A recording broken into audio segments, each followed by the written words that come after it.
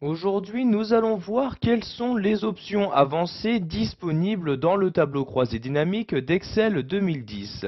Donc tout d'abord, je dois ici sélectionner ce tableau en cliquant dessus. Donc dès que vous cliquez dessus, vous avez ici un volet à droite qui apparaît. Donc par l'intermédiaire de ce volet, nous allons par exemple voir que vous avez la possibilité d'ajouter des filtres pour filtrer les différentes données qui doivent apparaître dans votre tableau. Donc par exemple, si vous souhaitez ici filtrer les données par rapport donc au département des personnes, donc vous voyez ici, je sélectionne la cellule département et en maintenant le clic de ma souris, je la déplace ici donc dans la partie filtre du rapport. Je lâche donc le clic de ma souris et nous avons maintenant un nouveau filtre qui vient d'apparaître dans notre tableau croisé dynamique.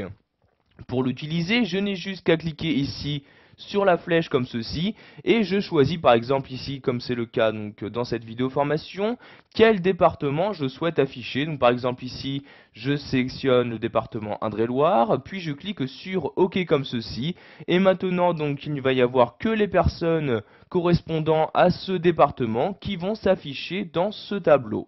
Si je reclique ici sur ce bouton-ci, je peux de nouveau changer donc les critères de filtre.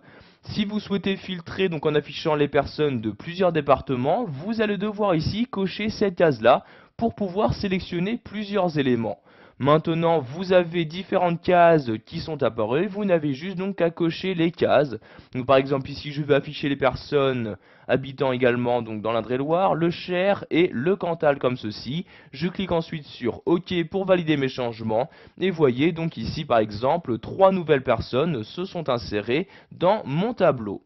L'avantage d'utiliser ce tableau croisé dynamique est que par exemple si je le souhaite, je peux ajouter un autre filtre de rapport. En effet, je n'ai juste qu'à sélectionner un autre filtre. Par exemple ici je vais prendre le sexe, je clique, je maintiens le clic de ma souris et je le déplace toujours ici donc dans le filtre du rapport. Je lâche donc ici le clic de ma souris.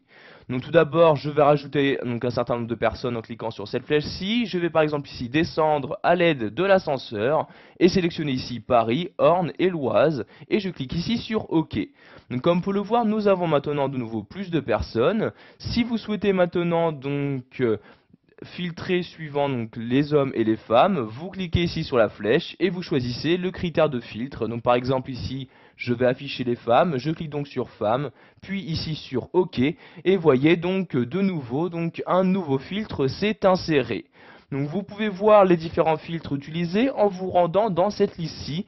Donc vous avez donc quand un filtre est activé, cette icône-ci qui apparaît donc sur la ligne correspondante. Donc vous voyez par exemple ici, j'utilise le filtre département et le filtre sexe comme ceci.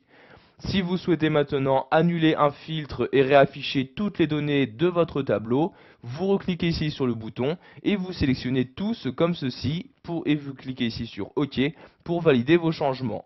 Nous allons faire de même pour le filtre département. Je reclique sur le bouton, je sélectionne ici tous comme ceci. Donc vous voyez maintenant toutes les cases sont cochées et je clique ici sur OK. Et donc maintenant toutes les personnes apparaissent bien dans mon tableau croisé dynamique. Nous allons maintenant voir qu'il est possible de changer la source de données de votre tableau. Donc pour ce faire, nous allons nous rendre ici dans l'onglet Options comme ceci, puis cliquer ici sur Changer la source de données. Vous allez maintenant revenir à la source de données qui a été utilisée donc pour créer ce premier tableau croisé dynamique et nous allons maintenant ici la modifier. Pour ce faire, je vais toujours ici, par exemple, utiliser donc une donnée interne à Excel et je clique ici sur ce bouton. Je vais par exemple ici enlever différentes colonnes. Donc je clique ici, je maintiens le clic de ma souris et je vais donc enlever les colonnes région et pays comme ceci. Je lâche donc ici le clic de ma souris, je clique donc sur ce bouton et sur OK pour valider mes changements. Vous pouvez voir maintenant que dans la liste qui apparaît dans cette partie-là, les deux colonnes que j'ai supprimées n'apparaissent bien plus. Nous allons ensuite ici nous intéresser donc au total général. Par défaut, vous êtes sûrement rendu compte, celui-ci donc effectue une somme, donc ici, des différents achats effectués par ces personnes. Sachez que vous pouvez ici changer cette opération. Vous n'avez juste pour cela qu'à vous rendre ici dans la partie valeur, à cliquer sur la flèche et à accéder aux paramètres en cliquant ici sur paramètres des champs de valeur. Vous allez alors avoir cette fenêtre-ci qui va s'ouvrir. Dans cette fenêtre, vous avez par exemple ici la possibilité donc de changer le nom donc de cette colonne, ou encore, comme je l'ai dit plus tôt, changer le type d'opération. Donc si par exemple ici je souhaite effectuer une moyenne, je clique ici sur moyenne. Donc vous avez bien évidemment automatiquement donc le nom qui est changé. Donc maintenant il s'agit bien de moyenne de total des achats, et je clique ensuite sur OK pour valider mes changements. Et vous pouvez voir que maintenant sur la ligne totale générale, il ne s'agit plus de la même valeur. En effet, maintenant il s'agit juste d'une moyenne et non plus d'une somme des différentes valeurs disponibles dans cette colonne-ci. Si vous avez effectué différents changements dans votre tableau croisé dynamique, mais que ceux-ci donc ne sont pas apparents, vous avez peut-être besoin de l'actualiser. Donc pour ce faire, vous vous rendez dans l'onglet Options et cliquez ici sur le bouton Actualiser. Vous allez donc avoir les différentes données qui vont se mettre à jour si nécessaire. Pour finir, nous allons voir qu'il est possible de masquer différents éléments donc présents, par exemple ici ce volet à droite ou encore les en-têtes de champ, etc. Pour les masquer, vous restez toujours dans l'onglet Options, mais cette fois-ci vous allez à droite. Donc il s'agit ici de ces trois éléments. Donc vous voyez, si je clique ici sur liste de champs, celle-ci se masque et il s'agit bien donc ici du volet de droite. Pour le faire réapparaître, je n'ai juste qu'à cliquer ici de nouveau sur liste de champs comme ceci. De même pour les en-têtes, je clique ici sur en-tête de champ pour les faire disparaître. Et vous avez par exemple ici les étiquettes de ligne, donc la cellule correspondante, qui est maintenant masquée.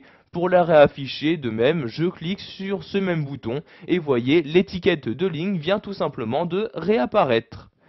Voilà, nous avons vu dans cette vidéo formation comment utiliser les fonctionnalités avancées d'un tableau croisé dynamique.